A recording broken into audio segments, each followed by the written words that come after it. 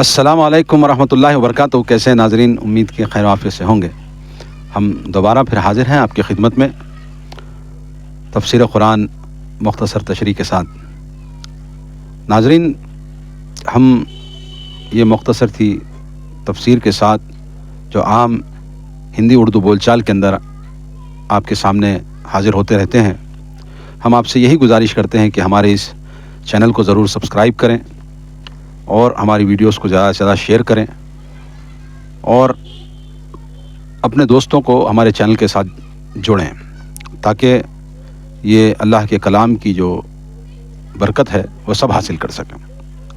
ناظرین، ہم نے پچھلے درس میں سورہ ابراہیم کی تکمیل کر لی تھی اور آج کا درس جو ہے ہم سورہ ہجر سے شروع کرتے ہیں۔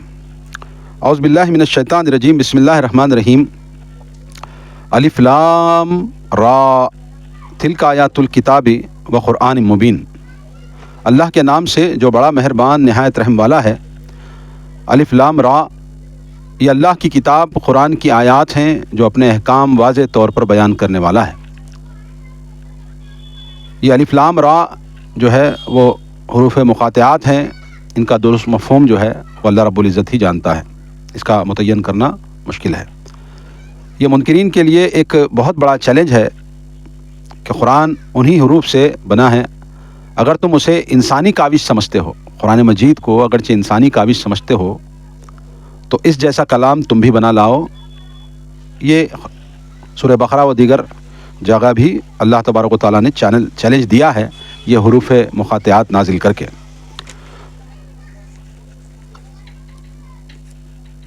آگے اللہ فرماتا، ربما یود الذین کفروا لو کانوا مسلمین ذرہم یاکلوا ویتمتعوا ویلہہم الامل فسوف یعلمون۔ ایک وقت آئے گا جب کافر یہ تمنا کریں گے کہ کاش وہ مسلمان ہوتے۔ انہیں ان کے حال پر چھوڑ دیجئے کہ کھا پی لیں، مزے اڑا لیں اور لمبی چوڑی امیدیں انہیں غافل رکھیں، پھر جلد ہی انہیں کچھ معلوم ہو جائے گا، جلد ہی انہیں معلوم ہو جائے گا۔ اللہ تبارک و تعالیٰ نے جو یہ سورہ کی ابتدا ہو رہی ہے، یہاں پر سب سے پہلے اللہ نے فرمایا یہ قرآن مجید کی آیاتیں ہیں، یہ کتاب کی آیاتیں ہیں جو احکام، جو اللہ تعالیٰ کا احکام ہے وہ واضح طور پر بیان کرتی ہے۔ اب مشرکین سے، منکرین سے، کافرین سے جو اسلام کو نہیں مانتے، قرآن کو نہیں مانتے، ان سے ایک وقت کا جو ہے تعین ہے کہ ایک وقت آئے گا جب وہ کافر تمنا کریں گے کہ کاش وہ مسلمان ہوتے۔ ایک وقت آئے گا کاش وہ جو ہے مسلمان ہوتے، یہ تمنا کریں گے لوگ۔ اب آج پوری دنیا میں اسلام کو بدنام کیا جا رہا ہے اور اسلام کے بارے میں غیر ضروری چیزیں جو ہے بیان کر کے ہر ناحیے سے کمزور کرنے کی کوشش کی جا رہی ہے۔ نوجوانوں میں ارتداد اور ایسی سچویشن پیدا کی جا رہی ہے کہ وہ اسلام سے برجستہ ہو جائیں۔ حالانکہ اللہ تبارک و تعالیٰ کیا کہہ رہا ہے، ایک وقت آئے گا جب کافر یہ تمنا کریں گے کہ کاش وہ مسلمان ہوتے، یعنی کہ تمنا سے مراد بھائی مسلمانوں کا وہ سا پوزیشن آئے گا، ایسا پوزیشن آئے گا کہ جو اس وقت جو انعامات کا دن ہوگا یا انعامات ملیں گے ان کو دنیاوی اخروی، تو وہ تمنا کریں گے، وہ حرص کریں گے کہ کاش وہ مسلمان ہوتے۔ اور اللہ کے رسول صلی اللہ علیہ وسلم کو یہ بھی بتایا جا رہا ہے کہ انہیں ان کے حال پر چھوڑ دو، یہ لوگ جو ہے چند روز مزے اڑا لیں۔ اب آپ دعوت دے دے کر جو ہے کافی دعوت دے لیے، اب جس کو دعوت پہنچ چکی ان کو اس پہ حال پہ چھوڑ دو، وہ مزے اڑا لیں جب تک یہ حیات ہے، زندگی ہے، کھا پی لیں اور لمبی چوڑی جو ہے تمنائیں وہ کر لیں اور امیدیں جو ہے ان کو غافل میں رکھیں، پھر جلد ہی معلوم ہو جائے گا کہ وہ کیا کر کے آئے۔ اللہ تبارک و تعالیٰ کہہ رہا ہے کہ جلد ہی معلوم ہو جائے گا وہ کیا کر کے آئے گا۔ وما اہلکنا من قریۃ الا ولہا کتاب معلوم ما تسبیق من امۃ اجلہا وما یستاخرون۔ ہم نے جس بستی کو بھی ہلاک کیا تو اس کے لیے ایک مقررہ مدت لکھی ہوئی تھی اللہ تبارک و تعالیٰ کہتا ہے کہ جس بستی پر ہمارا عذاب آیا ہے تو اس کی ٹائمنگ فکسڈ تھی، وہ ٹائمنگ پر ہی اس پر عذاب آیا۔ کوئی قوم اس مقررہ مدت سے پہلے ہلاک نہیں ہو سکتی اور نہ ہی اس مدت کے بعد بچی رہ سکتی ہے۔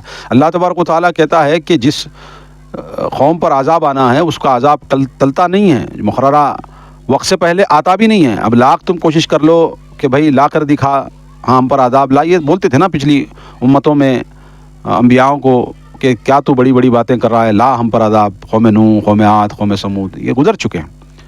تو اللہ تبارک و تعالیٰ کہتا ہے جس کا وقت مقررہ ہے عذاب آنے کا وہ نہ ٹالی جا سکتی ہے نہ وہ وقت سے پہلے آ سکتا ہے، یہ اللہ تبارک و تعالیٰ کہتا ہے، اور مقررہ مدت لکھی ہوئی ہے۔ کوئی بچ بھی نہیں سکتا جب وہ آ گیا، وہ عذاب جب آئے گا تو اللہ تبارک و تعالیٰ کی جو ہے غضب سے کوئی بچ نہیں سکتا۔ وَقَالُوا يَا أَيُّهَا الَّذِي نُزِّلَ عَلَيْهِ الذِّكْرُ إِنَّكَ لَمَجْنُونَ، اور کافر کہتے ہیں کہ اے وہ شخص جس پر یہ قرآن نازل ہوا ہے تو مجنون ہے۔ اللہ کے رسول صلی اللہ علیہ وسلم کو یہاں پر ایسے ایسے القاب سے نوازیا جا رہا ہے کافرین مشرکین کی طرف سے کہ تو پاگل ہے۔ مجنون کسے کہتے ہیں؟ جس کے حواس نہیں ہیں۔ حالانکہ رسول صلی اللہ علیہ وسلم اللہ کی طرف سے سچے اور پکے رسول ہیں، مگر یہ لوگ ان کو مجنون کہتے ہیں۔ انتہائی تنگدستی کی حالت میں جب اسلحہ اور سامان جنگ بھی نہیں اور قیصر و کسریٰ کی فتح کے خواب دیکھتے ہیں، یعنی کہ دیوانگی نہیں تو اور کیا ہے۔ اللہ کے رسول صلی اللہ علیہ وسلم نے کہا نا کہ بھائی ایک وقت آئے گا، جب اعلان کیا آپ نے کہ اے مکے والوں آؤ میری دعوت قبول کر لو، تم آج مکے کی سرداری کی کیا بات کرتے ہو، تملک العرب والعجم، قولوا لا الہ الا اللہ تملک عرب والعجم، کہ تم اللہ کے علاوہ کسی کی بات مت کرو اور مجھے اللہ کا رسول تسلیم کر لو، تمہیں عرب بھی اور عجم بھی اس کے مالک بنا دیے جاؤ گے۔ تو اس بات پر یہ لوگ اللہ کے رسول صلی اللہ علیہ وسلم کو کہتے تھے کہ یہ مجنون ہے، مجنون والی باتیں کرتا ہے۔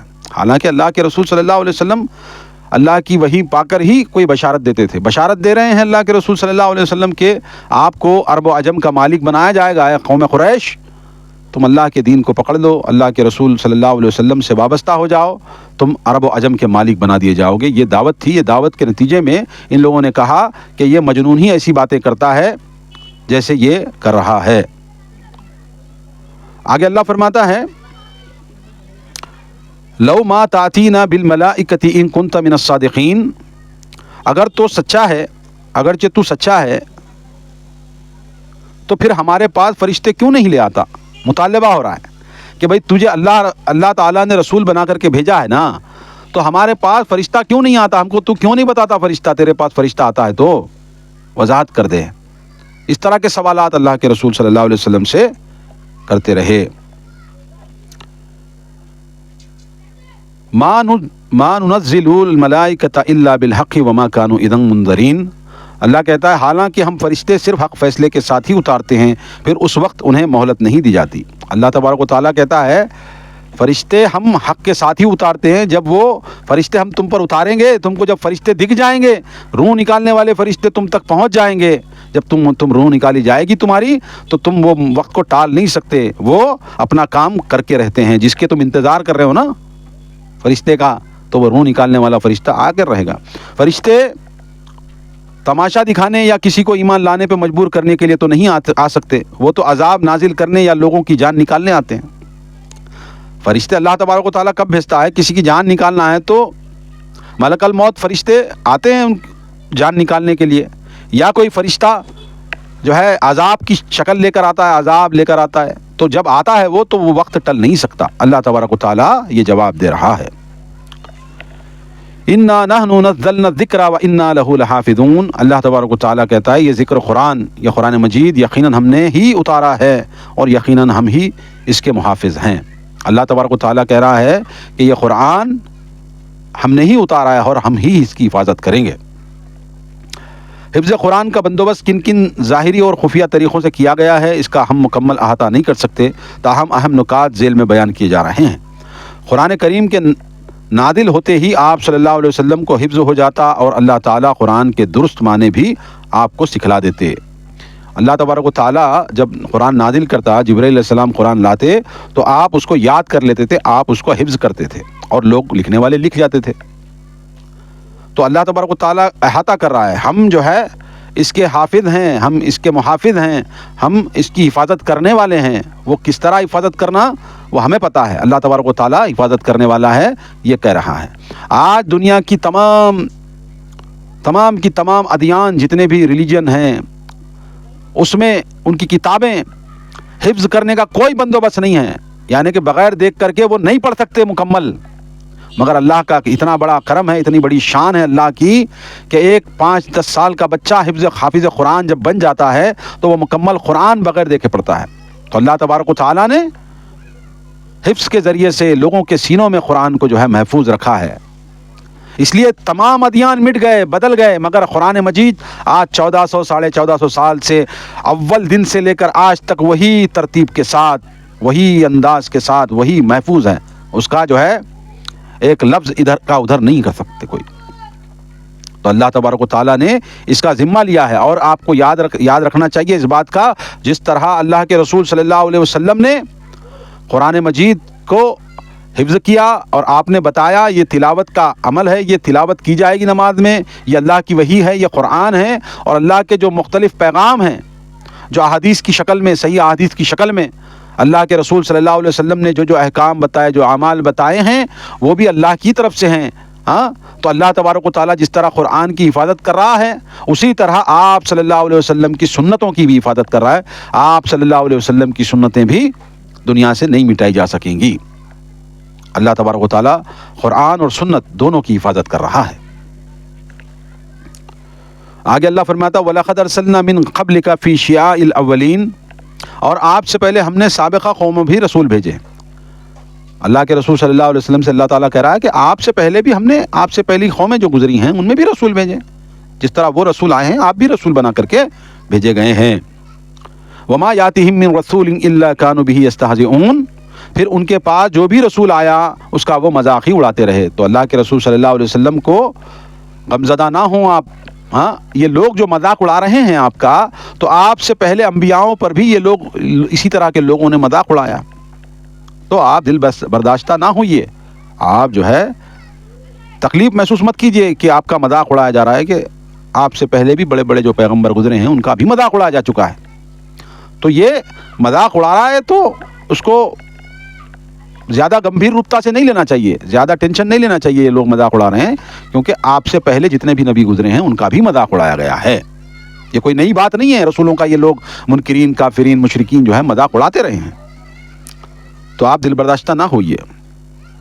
كَذَلِكَ نَسْلُكُهُ فِي قُلُوبِ الْمُجْرِمِينَ، ہم مجرموں کے دلوں میں ایسی ہی باتیں داخل کر دیتے ہیں۔ اللہ تبارک و تعالیٰ کہتا ہے کہ ہم مجرموں کے دل میں ایسی ہی باتیں داخل کر دیتے ہیں۔ دیکھیے اللہ تبارک و تعالیٰ نے جو قرآن مجید کی حفاظت کا ذمہ لیا ہے وہ میں نے بتا دیا۔ اب لوگ ان کو مذاق اڑایا کرتے تھے، نبیوں کو مذاق بنایا کرتے تھے، نبی کے ماننے والوں کا مذاق اڑایا کرتے تھے یہ لوگ۔ تو اللہ تبارک و تعالیٰ نے ایسے عالم سے لے کر کے آج گئے گزرے دور میں بھی اللہ کے رسول صلی اللہ علیہ وسلم کے قرآن وہی آب و تاب کے ساتھ مکمل ہے، اور اس کی حفاظت چل رہی ہے، اسی طرح سنت کی بھی حفاظت چل رہی ہے۔ پھر آپ صلی اللہ علیہ وسلم اس کا جبرائیل سے دور کرتے رہتے اور صحابہ کو بھی سکھلا دیتے، چنانچہ کئی صحابہ حافظ قرآن سے مسلمانوں کی کسی بھی آبادی میں 10-10 سال کے حافظ قرآن مل جائیں گے۔ قرآن کریم جب نازل ہوتا آپ صلی اللہ علیہ وسلم زید بن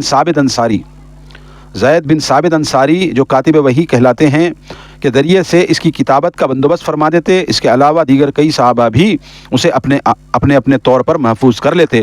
پھر ابو بکر رضی اللہ تعالیٰ نے زید بن ثابت انصاری رضی اللہ عنہ کے ذریعے ہی قرآن کو ایک جگہ جمع کرنے کا بندوبست کیا، پھر اس نسخے سے دوسرے نسخے کو نقل کیا گیا۔ چنانچہ اگر آج بازار میں دستیاب ہونے والے کسی قرآنی نسخے سے دوسرے نسخے کو 1000 سال قبل کے نسخے سے ملا کر دیکھیں تو فرق نظر نہیں آئے گا آپ کو۔ اسی طرح قرآن کی 1400 سالہ تاریخ بالکل شفاف ہو کر سامنے آ جاتی ہے۔ اللہ تعالیٰ نے قرآن سے محبت کرنے والے ایسے لوگ پیدا کیے جنہوں نے قرآن کے حروف حتیٰ کہ اعراب تک شمار کر ڈالے۔ حقیقت میں قرآن کریم بنفسہ تمام معجزوں سے بڑا معجزہ ہے، میریکل آف میریکلز۔ مفسرین کہتے ہیں کہ قرآن مجید سب سے بڑا معجزہ ہے رسول اللہ صلی اللہ علیہ وسلم کا۔ اگر قرآن کریم کے الفاظ محفوظ ہو جاتے مگر وہ لسان محفوظ نہ رہتی جس میں قرآن کریم نازل ہوا ہے تو یہ حفاظت غیر مؤثر ہو جاتی۔ مثلا اگر خود عربی زبان بولنے والے ہی دنیا میں نہ رہیں جیسا کہ دیگر زبانوں کا حال ہے، یا بولنے والے طور ہیں مگر بولنے والے تو رہیں مگر ان کے لہجے میں اتنا زیادہ فرق آ جائے کہ بالکل علیحدہ لسان محسوس ہو، تو پھر قرآن کے معنی و مطالب کی حفاظت کے اہداف پورے نہیں ہو سکتے۔ چنانچہ یہ بھی قرآن کا معجزہ ہے کہ کئی ملین لوگوں کی زبانوں کو پابند کر دیا گیا، وہ عربی ہی بولیں، اور آج بھی قرآن عربی اتنی ہی تازہ معلوم ہوتی ہے جیسا کہ قرآن آج ہی نازل ہوا ہو۔ معنی کی حفاظت کے لیے اللہ تعالیٰ نے محدثین کی جماعت پیدا فرمائی جو کہ معنوی تحریف کی ہر کوشش کا ہر زمانے میں ڈٹ کر مقابلہ کرتی ہے اور ان کے مساعی کو ناکام کرتی رہتی ہے۔ اسی لیے اللہ تعالیٰ نے لفظ ذکر استعمال کیا ہے جس کا معنی قرآن اور اس کا بیان سنت مطہرہ کی حفاظت بھی ہے۔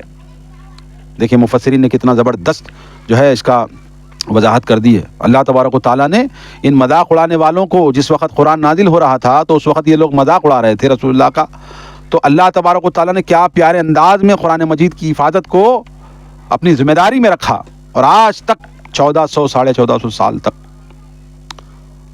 ایک بھی آیات ادھر کی نہ ادھر ہوئی، نہ ادھر کی نہ ادھر ہوئی۔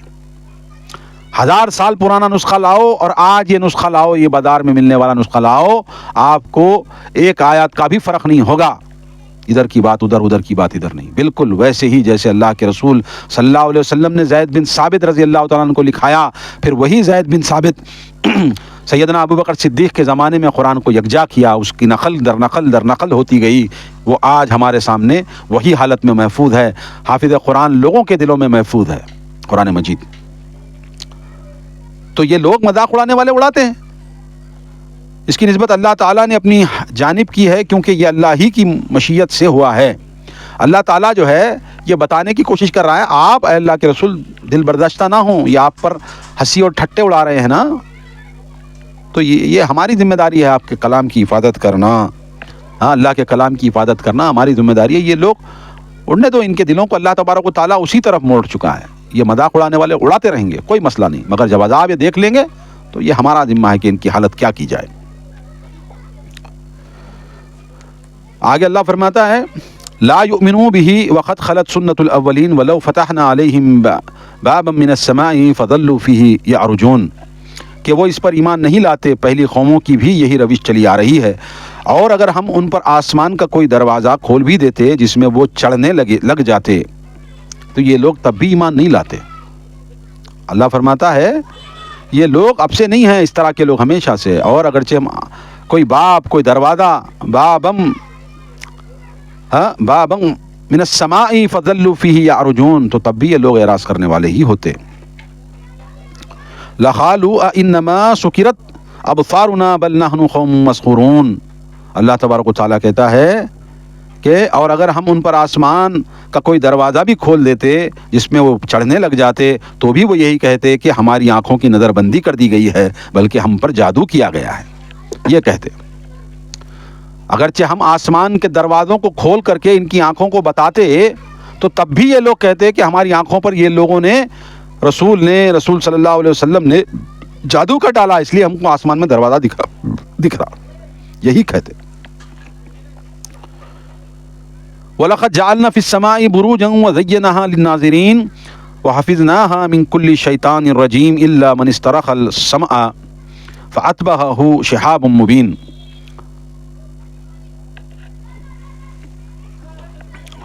اور اگر ہم ان پر آسمان کا کوئی دروازہ کھول بھی دیتے جس میں وہ چڑھنے بھی لگ جاتے تو بھی وہ یہی کہتے کہ ہماری آنکھوں کا دھوکہ ہے، نظر بندی کر دی گئی ہے، ہم پر جادو کر دیا گیا ہے۔ بلا شبہ ہم نے آسمان میں برج بنائے ہیں، اللہ تبارک و تعالیٰ کہتا ہے کہ ہم نے آسمان میں برج بنائے ہیں اور دیکھنے والوں کے لیے انہیں مزین کیا ہے، اور ہر شیطان مردود سے اسے محفوظ کر دیا ہے۔ ہاں اگر شیطان چوری چھپے سننا چاہے تو ایک چمکتا ہوا شعلہ اس کے پیچھے لگ جاتا ہے۔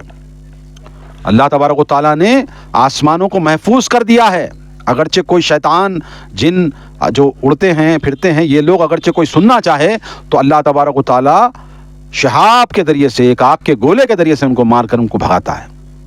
محفوظ ہے وہ آسمان، محفوظ ہے، برج ہے، अल्लाह तबारक व तआला ने आसमानों की इस तरह हिफाजत की है। शैतान चोरी छुपे फरिश्तों की बातें सुनने की कोशिश करते हैं तो शहाब साक़िब उन्हें मारा जाता है। यानी कि अल्लाह ताला के अहकाम जो फरिश्तों में गश्त करते हैं, आपस में एक दूसरे से गुफ्तगू करते हो, चोरी छुपे सुनना चाहते, तब अल्लाह तबारक व तआला के हुक्म से फरिश्ते उनके पीछे वो जो है शोला फेंकते और शोलों से अल्लाह तबारक व तआला ने ऐसी बातों की हिफाजत की है, सुनने नहीं दिया जाता, मारा जाता है शैतानों को।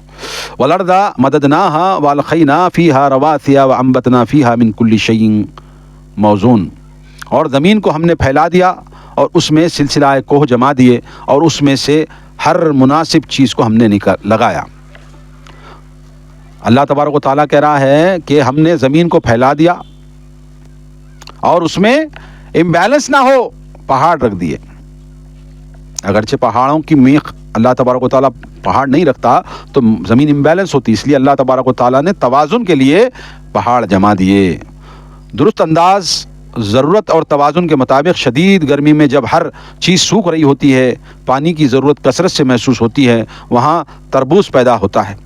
सर्द इलाक़ों के जानवरों को ऐसी जिल्द की ज़रूरत होती है जो उन्हें सर्दी से बचा सके, चुनाचे लंबे लंबे बाल उनके लिए कंबल का काम कर देते हैं।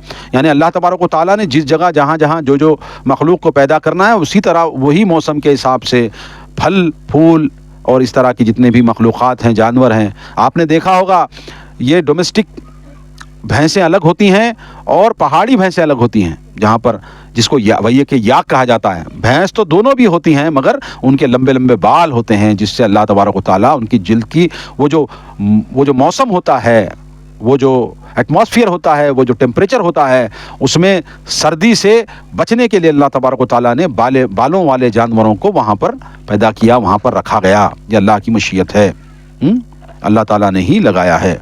वजअलना लकुम फ़ीहा मआइशा वमन लस्तुम लहू बिराज़िक़ीन व इन मिन शैइन इल्ला इंदना ख़ज़ाइनुहु वमा नुनज़्ज़िलुहु इल्ला बिक़दरिन मालूम, और इसी ज़मीन में हमने तुम्हारे लिए भी सामान मईशत बना दिया और उनके लिए भी जिनके राज़िक़ तुम नहीं हो।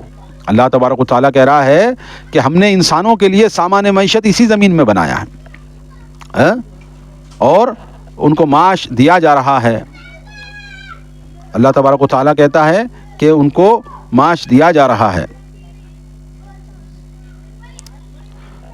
जितनी इंसान की आबादी बढ़ती है, अल्लाह ताला इतने ही वसाइल बढ़ा रहा है। कई 100 मिलियन की आबादी को आज अल्लाह की ऐसी नेमतें मैसर आ रही हैं जो शायद आज से 50 बरस पहले वाले लोगों को मैसर ना आती हैं। यानी अल्लाह तबारक व तआला रफ्ता रफ्ता इनको तरक्की दे रहा है। लोग कम थे आज से 50 साल पहले, तो वो उन्हीं के हिसाब से रिस्क का बंदोबस्त भी करता था, और आज मिलियन 100 मिलियन हैं लोग, आज उनको उन्हीं के हिसाब से रिस्क जो है अल्लाह तबारक व तआला बांटता है। और ये कह रहा है कि तुम राज़िक़ नहीं हो, ऐ इंसानों तुम राज़िक़ नहीं हो, रज़्ज़ाक़ हम हैं, हम रिस्क पहुंचाते हैं।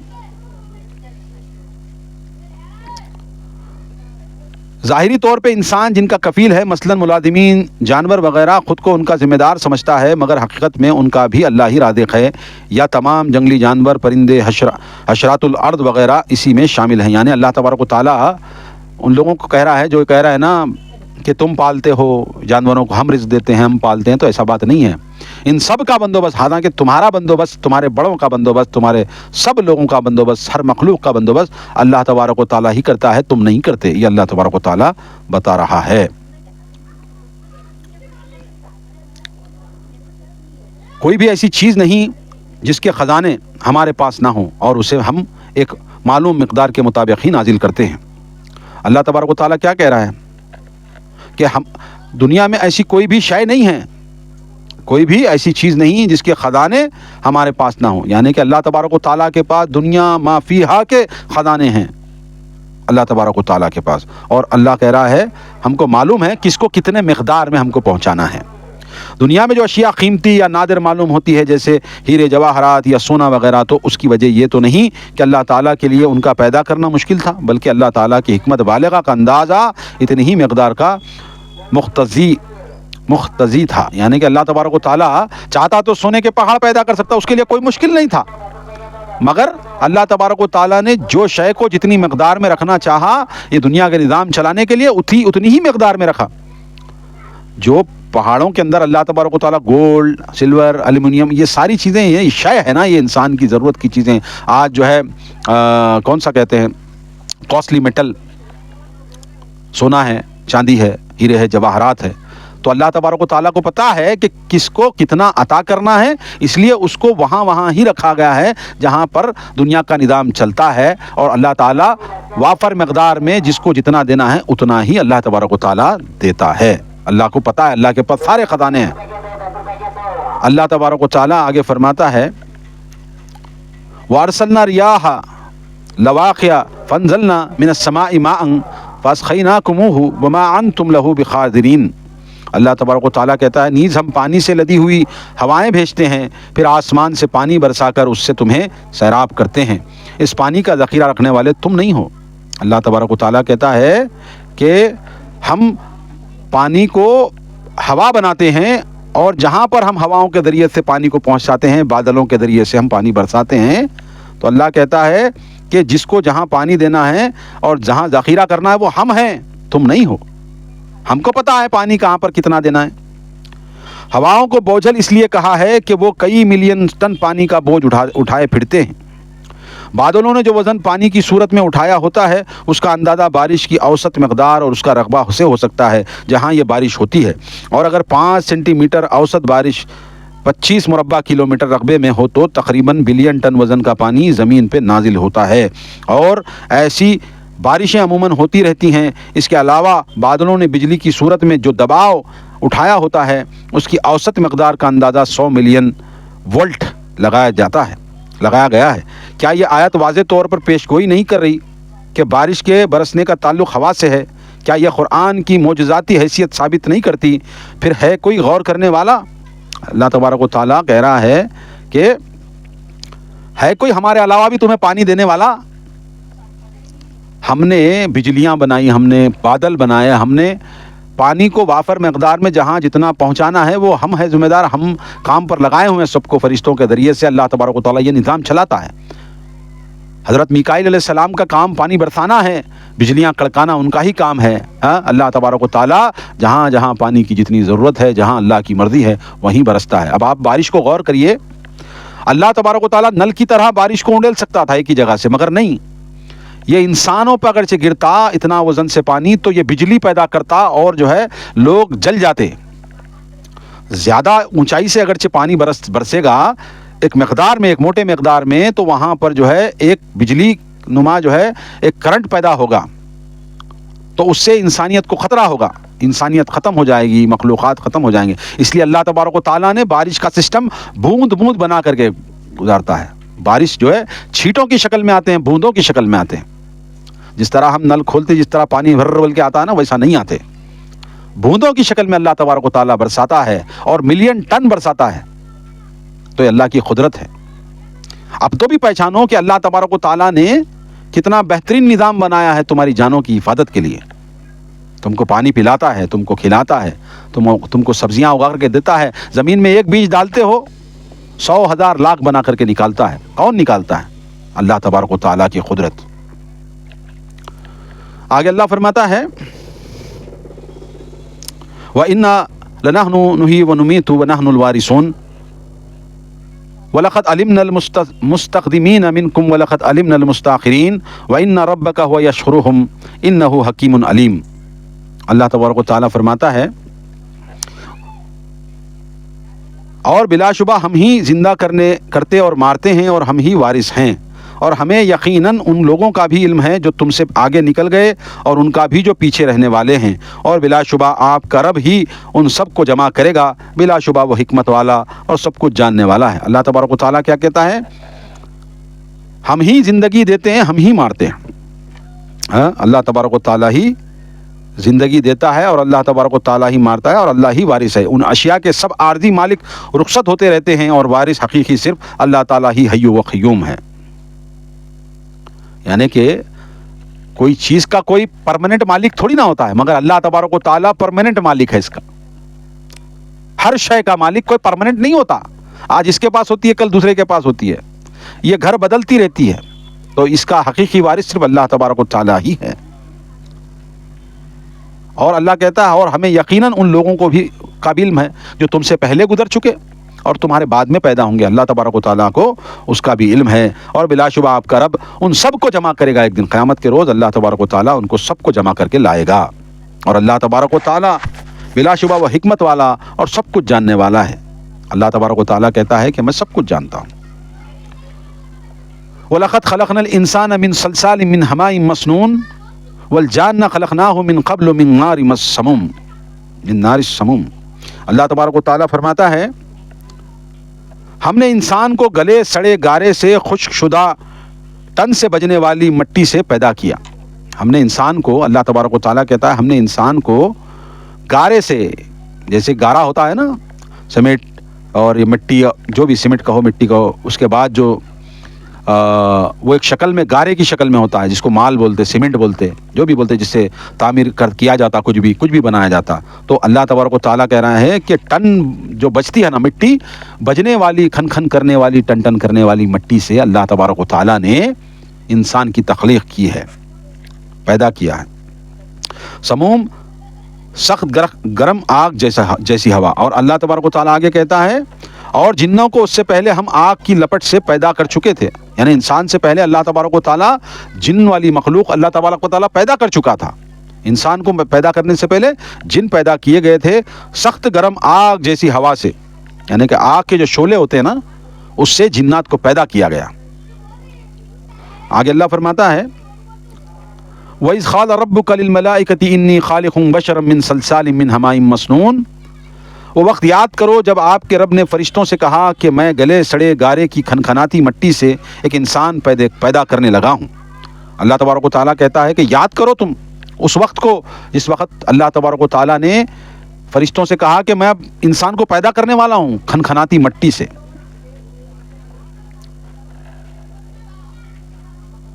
وَإِذَا سَوَّيْتُهُ وَنَفَخْتُ فِيهِ مِن رُوحِي فَقَعُوا لَهُ سَاجِدِينَ. اور اللہ تبارک و تعالیٰ نے آگے کیا کہا, تو جب میں اسے درست کر چکوں اور اس میں اپنی روح سے کچھ پھونک دوں تو تم اس کے سامنے سجدہ ریز ہو جانا. اللہ تبارک و تعالیٰ کہا فرشتوں کو میں جو بنانے والا ہوں انسان کو کھنکھناتی مٹی سے, جب میں اس کو مکمل بنا دوں اور اس میں روح پھونک دوں تو تمہارا کام ہے مکمل جیسے ہو جائے تم سجدہ کرنا, یہ میرا حکم ہے. مفسرین کی ایک جماعت کہتی ہے کہ روحی میں اللہ کی جانب نسبت شرف ظاہر کرنے کے لیے ہے, جیسے ناقۃ اللہ, اور اس کا مفہوم یہ ہوگا کہ اس میں روح پھونکی, اللہ تبارک و تعالیٰ نے اس میں روح ڈالی تو اللہ نے حکم دیا فرشتوں کو سجدہ کرنا. فسجد الملائکۃ کلھم اجمعون الا ابلیس ابی ان یکون مع الساجدین. اللہ تبارک و تعالیٰ نے آگے کہا چنانچہ سب کے سب فرشتوں نے سجدہ کر دیا. سارے فرشتے جب آدم علیہ السلام کو تکمیل کر دیا, بنا دیا گیا, تو سارے فرشتوں نے سجدہ کیا الا ابلیس, سوائے ابلیس کے جس نے سجدے کرنے والوں کا ساتھ دینے سے انکار کر دیا. اس نے کہا کہ میں سجدہ نہیں کرتا. ہاں, اللہ تبارک و تعالیٰ کے حکم کی بات کو اس نے ٹھکرا دیا. یہ سجدہ تعظیمی ہے جو اب منسوخ ہے. بعض مفسرین نماز والا سجدہ مراد لیتے ہیں اور بعض صرف جھکنا مراد لیتے ہیں. یعنی کہ مفسرین کے بھی دو اقوال ہے. سجدہ جو نماز میں جو سجدہ کرتے ہیں وہ بھی ہو سکتا ہے, یا صرف اس کے سامنے جھکنے کی بات تھی, سجدہ نہیں, سجدہ کے علاوہ جھکنا. مگر یہاں پر ہم سجدے کی بات مراد لے رہے ہیں تو ہم سمجھیں گے کہ سجدہ کرنے کا حکم ہی ہوا تھا. اللہ تبارک و تعالیٰ نے ملائکہ کو سجدہ کرایا کیونکہ انسان کی عظمت بڑھانی تھی. فرشتوں سے اعلیٰ مقام انسان کی عظمت بڑھانی تھی. اس میں تمام رسولوں کو پیدا کرنا تھا, تمام پاک ہستیوں کو پیدا کرنا تھا. اس لیے اللہ تبارک و تعالیٰ نے فرشتے, اتنے مقدس فرشتے جو نور اور روشنی سے جو پیدا کیے گئے فرشتے ہیں, ان کو انسان کے سامنے جھکا کر کے انسان کا مرتبہ اللہ تبارک و تعالیٰ سب سے بلند کرنے والا تھا. مگر ابلیس نے کیا کیا, میں سجدہ نہیں کروں گا, میں سجدہ نہیں کروں گا آدم کا, اس طرح اس نے کہا. ابلیس جنوں کی نسل سے ہے مگر عبادت و ریاضت کی وجہ سے اللہ کا قرب حاصل ہو گیا اور فرشتوں میں گھلا ملا رہتا تھا, لہذا فرشتوں کو جو حکم ہوا وہ اس پہ بھی لاگو ہوا. یعنی کہ اللہ تبارک و تعالیٰ, یہ جو ابلیس ہے نا, یہ شیطان جو ہے مردود ہے, یہ رجیم جو ہے, یہ فرشتہ نہیں ہوتا, یہ ایک جن تھا جو اللہ کی اتنی عبادت کیا, اللہ تبارک و تعالیٰ کا اتنا قرب حاصل کیا, تو اللہ تبارک و تعالیٰ نے فرشتوں کی محفل میں جانا, ان سے اٹھنا بیٹھنا, اللہ تبارک و تعالیٰ نے اس کو اجازت دے دی کہ بھائی تو فرشتوں کا جو ہے ساتھ لے لے، اور فرشتوں میں ایک معزز مقام پر تو پہنچ گیا، مطلب فرشتوں کی محفل میں، فرشتوں کی جو جماعت تھی وہ جماعت میں اللہ تبارک و تعالیٰ اس کو آنا جانا گھلنا ملنا سب اس کو اجازت دے دی، اتنا اللہ تبارک و تعالیٰ کا اس نے عبادت کی تقرب حاصل کیا، مگر افسوس ابلیس نے انکار کیا کہ میں آدم کا سجدہ نہیں کروں گا۔ آگے اللہ فرماتا ہے کہ اے ابلیس تجھے کیا ہو گیا کہ تو نے سجدہ کرنے والوں کا ساتھ نہ دیا؟ اللہ تبارک و تعالیٰ پوچھا میں تو حکم دے رہا ہوں، تو فرشتوں کی جماعت میں شامل ہے، اب تو ان کے ساتھ ہے، میں سب کو حکم دیا سجدہ کرو، تو کیوں نہیں کر رہا؟ اللہ تبارک و تعالیٰ نے پوچھا قال یا ابلیس ما لک الا تکون مع الساجدین، اللہ تعالیٰ نے کہا تجھے کیا ہو گیا ہے، تو سجدہ کرنے والوں کے ساتھ نہیں ہے؟ قصہ کیا ہے؟ قال لم اکن لاسجد لبشر خلقتہ من صلصال من حماء مسنون، تو شیطان کیا بولا اللہ تعالیٰ کو؟ دیکھو کتنا بدماش ہے شیطان، یہ بولا مجھے گوارا نہ ہوا کہ میں ایسے انسان کو سجدہ کروں جسے تو نے سڑے گلے گارے سے، سڑی ہوئی مٹی سے، کھنکھناتی مٹی سے تو پیدا کیا، میں اس کو سجدہ کرتا ہوں؟ میں نہیں کرتا۔ ایک ضد، ایک انا، ایک تکبر، ایک گھمنڈ اس کے اندر آیا، میرے کو تو آگ کے شعلوں سے پیدا کرا، اس کو غلیظ مٹی سے جو لوگوں کے قدموں میں پڑی رہتی ہے اس پہ چلا پھرا جاتا ہے، ایسی سڑی گلی اس کو سڑا گلا کے وہ ایسی مٹی سے بنایا سو انسان کو میں سجدہ کرتا ہوں؟ میں نہیں کرتا۔ اس طرح اس نے کہا۔ شیطان کے جواب سے یہ معلوم ہوتا ہے کہ شیطان نے آدم کو بشر ہونے کی وجہ سے کمتر جانا، یہ اس کی پہلی غلطی ہے، چنانچہ انبیاء کی بشریت سے انکار کر دینا اسی شیطانی سوچ کا نتیجہ ہے۔ شیطان نے اپنی عقل کے فیصلے کو اللہ کے حکم پر ترجیح دی، اور یہی حقیقی عقل پرستی ہے، یعنی کہ اللہ تبارک و تعالیٰ کا حکم اس نے نہیں دیکھا، حالانکہ اس کو اتنا بڑا مقام اللہ تبارک و تعالیٰ نے عطا کیا تھا، فرشتوں جیسا مقام اس کو مل رہا تھا، وہی VIP سلوک اس کے ساتھ ہو رہا تھا، وہی جو ہے اس کو گراؤنڈ مہیا ہو رہا تھا، وہی فرشتوں کی محفلوں میں وہ جا رہا تھا، جنات ہو کے، جن ہو کر کے فرشتوں کی محفل کی جو ہے زینت بن رہا تھا۔ اتنا بڑا مقام اللہ تبارک و تعالیٰ نے اس کو دیا، تو اس کے اندر اس نے کہا کہ میں اتنا بالا تر ہوں اور تو سڑے گلے گارے سے بنایا ہوا بشر، اس کی میں سجدہ کرتا ہوں؟ میں نہیں کرتا۔ یہ گھمنڈ اس کے اندر آیا۔ اللہ تبارک و تعالیٰ کے پوچھنے پر اس نے کہا میں سجدہ نہیں کروں گا، ایسی سلی گڑی انسان کو تو جو بنایا وہ مٹی والے کو میں سجدہ نہیں کرتا۔ تو یہ انکار کیا۔ اور کچھ لوگ بشر ہونے کا بھی انبیاءوں کو انکار کرتے ہیں، بشریت سے بہت اعلیٰ مقام ان کو دیتے ہیں۔ نہیں، اللہ تبارک و تعالیٰ نے بشر کو جو مقام دیا ہے وہ کسی کو نہیں دیا۔ بشر کے سامنے تمام فرشتے سجدہ کرے، اب اس میں جتنے بھی فرشتے تھے اللہ تبارک و تعالیٰ کے پاس، وہ سارے کے سارے حکم میں شامل ہے نا، سارے فرشتے اللہ تبارک و تعالیٰ کے سجدہ کرے، ابلیس سجدہ نہیں کرا، بولا ہم سے کمتر ہے وہ۔ اب آگے اس کا اور جو ہے بہت سارا مطالبہ جو ہے آئیں گا۔ اللہ کے فضل و کرم سے ہم نے آج سورۃ الحجر کی جو ہے شروعات کی ہے، آیت نمبر 1 سے آیت نمبر 33 تک ہمارا آج کا درس مکمل ہو گیا ہے، اور بہت ساری باتیں جو ہے ہم نے سابق میں سورہ بقرہ، نساء، دیگر جگہ بھی جو ہے یہ شیطان کے واقعات کو بیان کیا ہے۔ اللہ تبارک و تعالیٰ نے بعض صورتوں میں اس کی تھوڑی وضاحت کر دی ہے تاکہ یہ ذکر معلوم ہو۔ متکبرین کبھی فلاح نہیں پائیں گے، جو تکبر کرنے والا ہے، جو گھمنڈ کرنے والا ہے، وہ کبھی فلاح نہیں پاتا۔ میں یہ ہوں، میں وہ ہوں، تو اللہ کی نظر میں کچھ بھی نہیں ہے۔ اللہ کی نظر میں جو معزز ہے وہی معزز ہے۔ آدم اللہ کی نظر میں معزز ہے، شیطان کی اس کے سامنے کوئی مثال نہیں، فرشتوں کی کوئی مثال نہیں، کوئی حقیقت نہیں۔ اللہ تبارک و تعالیٰ نے کیونکہ حکم دیا اس کا مرتبہ بڑا کرنے کے لیے کہ فرشتے جس کو سجدہ کریں اس کا مرتبہ کیا ہو، تعظیمی سجدہ تھا، کوئی یہ سجدہ وہ عبادت والا سجدہ نہیں تھا۔ اللہ کے حکم کو کون مانتا کون نہیں مانتا، اللہ تبارک و تعالیٰ جو ہے یہ ایک امتحان تھا جس میں یہ شیطان فیل ہو گیا، اللہ کی بات کا انکار کیا۔ وہاں پہ اللہ کا حکم ماننا تھا اس کو، مگر اس نے انکار کیا۔ بہرحال بہت ساری باتیں آگے اور آئیں گی۔ آگے اللہ تبارک و تعالیٰ کا جو ہے جس طرح انسانیت کو فروغ اللہ تبارک و تعالیٰ آدم علیہ السلام کو جنت میں ڈالا گیا، اس کے بعد بہت ساری باتیں انشاءاللہ اگلے درسوں میں آئیں گی۔